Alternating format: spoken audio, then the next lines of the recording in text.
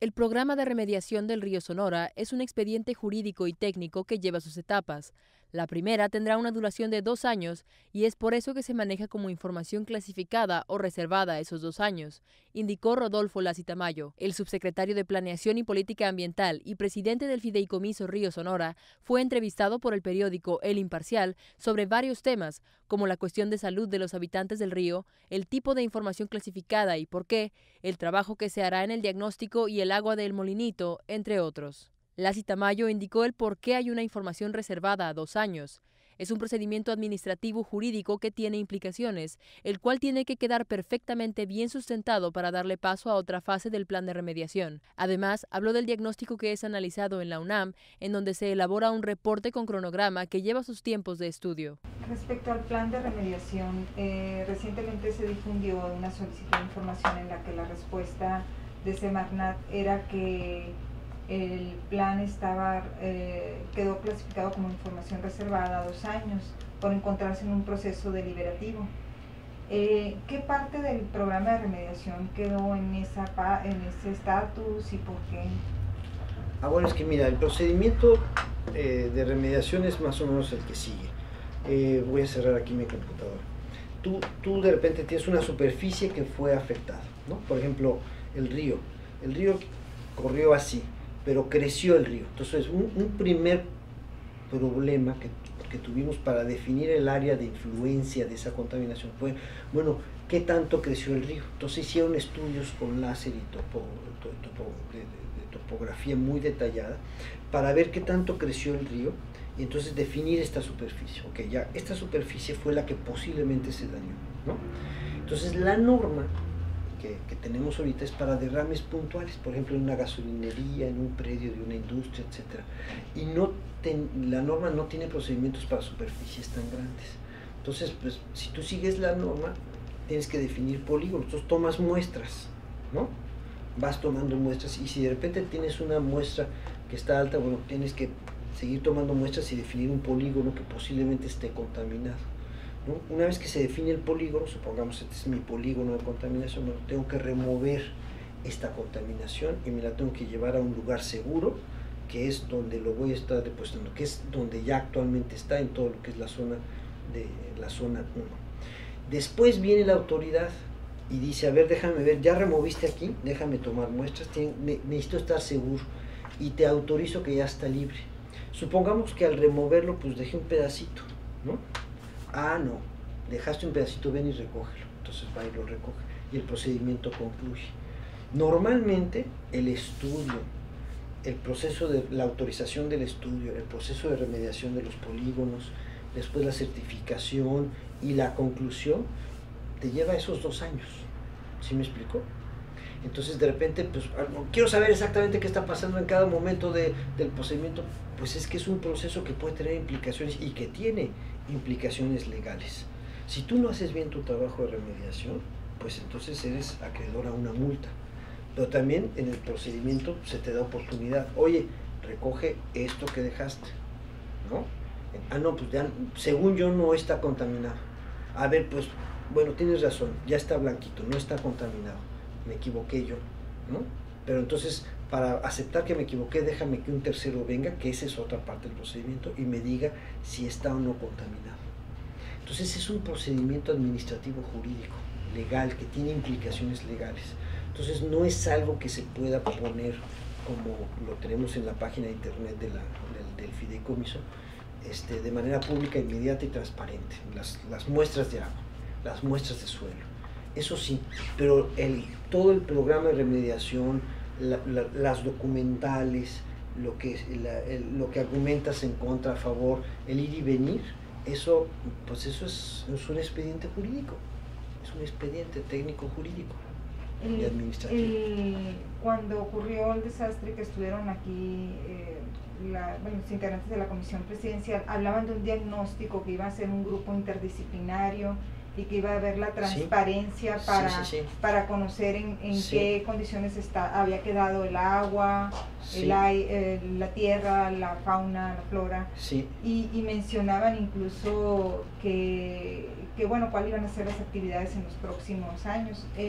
ese diagnóstico, bueno, se generó cuando esa declaración, se generó la expectativa de que iba a estar de forma íntegra y otra versión accesible a la población. Sí. Ese diagnóstico de cómo está, de cómo quedó cada situación después del derrame, ¿dónde está? Lo tiene la UNAM, lo está preparando la UNAM. Efectivamente, se constituyó un cuerpo interdisciplinario, interinstitucional también, varias universidades, varios centros de investigación, están trabajando, están elaborando su reporte final y ellos tienen sus tiempos. Nos presentaron un cronograma y ese cronograma no tiene nada que ver con las cuestiones administrativas, políticas, electorales o calendáricas. O sea, es completamente sus tiempos de estudio, ¿no? Entonces ellos nos van a presentar su reporte. Ya nos presentaron un primer reporte de avance, pero nos van a prestar el reporte final y ese en su momento pues ellos lo darán a conocer y salga lo que salga. Y entonces tiene dos partes, una parte físico-química y una parte biológica. La parte biológica es la que más va a tardar. La físico-química es la que vamos a tener en unos cuantos meses, ¿no? En este año se esperaría que quedara la parte físico-química. Sí, porque ellos tienen que cumplir un ciclo más o menos, ¿no? Entonces, un ciclo anual. ¿Y la físico-química qué aspectos abarca? Por ejemplo, ellos definieron una metodología, que es la primera vez que se hace en México, para encontrar lo que se llama la huella digital química del derrame, a través de isótopos, de metales raros, ¿no? O sea, de tierras raras, que ese es un término químico en mineralogía, que es muy importante. Entonces definieron cuáles podrían ser los rasgos de esa huella digital, para poder encontrar esa huella digital en plantas, en árboles, en suelos, en el agua, etcétera, o en los sedimentos de la presa del Molinito, y saber si esa contaminación por cadmio, por manganeso, por aluminio, por fierro, proviene o no de ese derrame en particular. ¿Sí me explico? Entonces han hecho esos métodos utilizando 3 procedimientos científicos distintos. En su momento nos lo explicará la UNAM con más detalle. Entonces eso sí, pues es único, se hizo una caracterización muy particular y ellos entonces ya una vez detectando la huella empezaron a rastrear la huella y tienen hallazgos muy reveladores de lo que pasa en la cuenca, ¿no?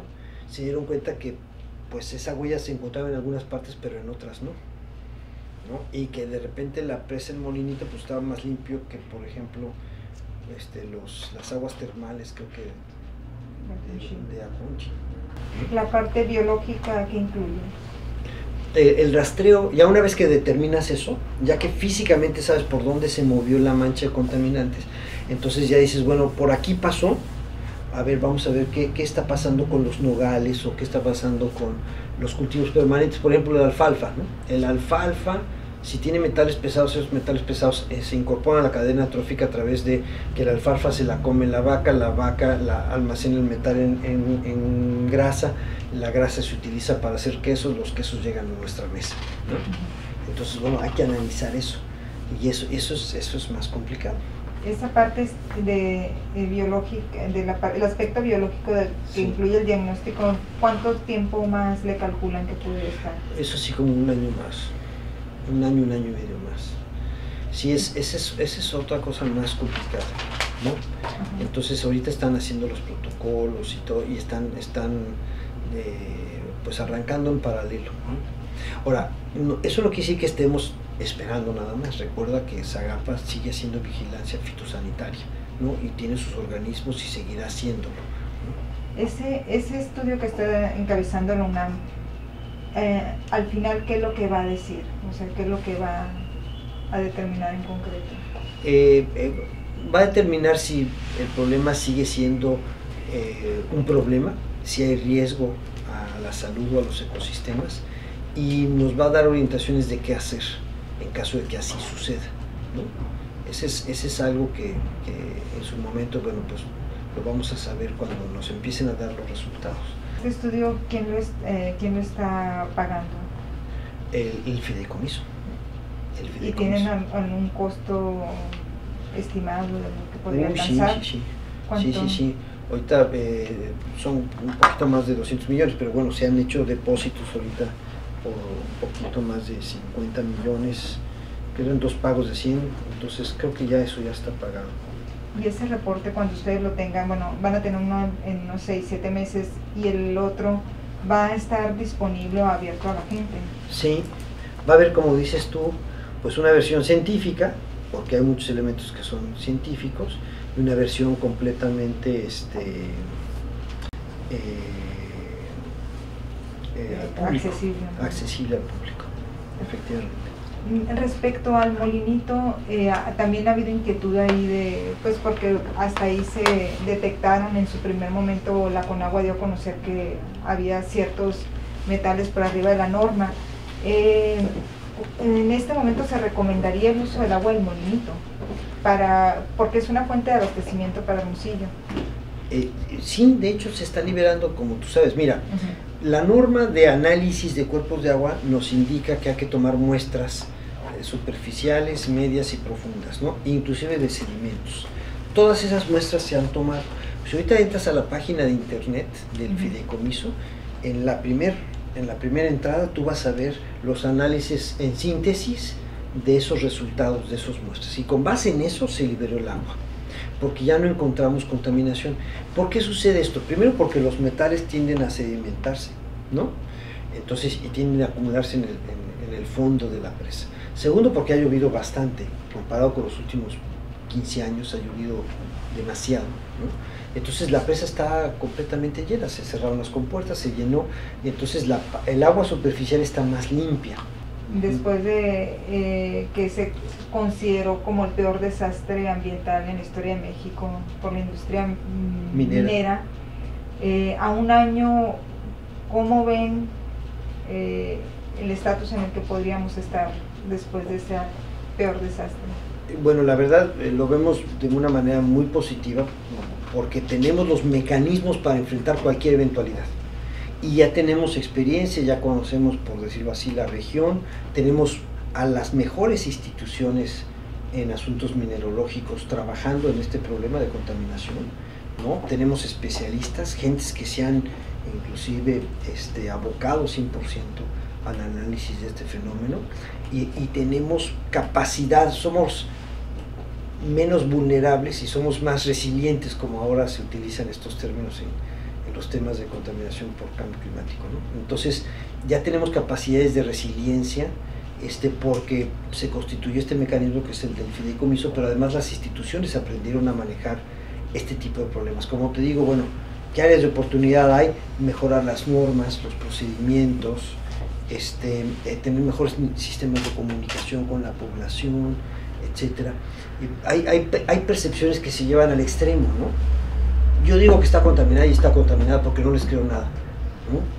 Bueno, pues ya tenemos afortunadamente una institucionalidad que es objetiva y que puede dar respuesta a ese tipo de percepciones. Es decir, no, tomamos muestras. ¿Dónde dice que está contaminado aquí? Bueno, tomamos una muestra, lo llevamos a un laboratorio de referencia y publicamos la información. Y si no está contaminada, pues con la pena de, a lo mejor lo estás diciendo porque estás en contra de la mina o de cualquier otra persona, de tus vecinos, del presidente municipal, de quien quieras, pero objetivamente podemos nosotros, y tenemos ya los medios, los especialistas y el conocimiento para decir si hay un problema de contaminación o no. Y eso es muy importante, muchas veces no sabemos, ¿no? La relación con los alcaldes de los 7 municipios, ¿cómo ha sido? Pues ha sido fluida, muy altibajos como siempre, ¿no? Pero ellos expresan a veces a través de los medios, a veces de manera directa a través de cartas o con entrevistas o reuniones, cuáles son sus inquietudes y si han atendido todas aquellas que podemos atender desde el fideicomiso, ¿no? Ellos tienen una agenda mucho más amplia, pero pues nosotros podemos atender las que están ligadas al derrame. El fideicomiso no es una extensión del presupuesto de la federación ni tampoco del presupuesto estatal ni municipal. Es para atender una necesidad y fundamentalmente para atender a la gente. Por eso los recursos se dieron a la gente, no se dieron al municipio o a las secretarías de Estado, del gobierno estatal, se dieron a la gente directamente, ¿no? Con nombres y apellidos. Y están todas las familias. Hablaba ahorita de que se están actualmente entregando todavía recursos a personas de actividades productivas. ¿Cuándo calculan que ya se va a concluir con la entrega de recursos a productores o comerciantes, jornaleros? Esta semana trajimos más de 5,000 pagos. Entonces pensamos que ya que esta semana, a lo mejor hay que recordar que en enero, un poquito antes de la veda electoral, establecimos mesas de captura de todos aquellos que pensaban que les faltaba resarcimiento o que no habían sido incluidos.